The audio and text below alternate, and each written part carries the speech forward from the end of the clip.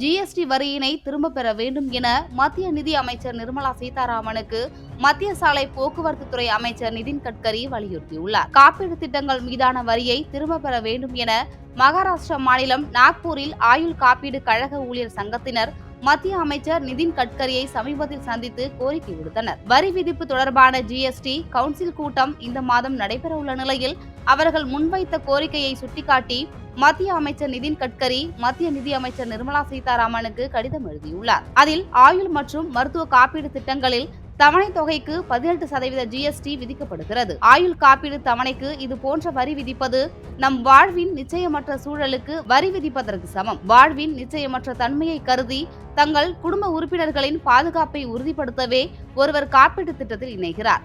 அவ்வாறு எடுக்கப்படும் காப்பீடு திட்ட தவணை தொகைக்கு வரி விதிப்பது மூத்த குடிமக்களுக்கு பெரும் சுமையாக உள்ளது. இது தவிர சமூகத்தில் இந்த தனிநபருக்கும் அவசியமான ஒன்றாகவும் உள்ளது.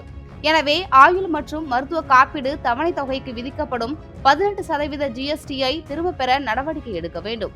இந்த ஆலோசனைக்கு முன்னுரிமை அளித்து பரிசீலித்து விரைந்து நடவடிக்கை எடுக்க வேண்டும் என கடிதத்தில் குறிப்பிட்டுள்ளார்.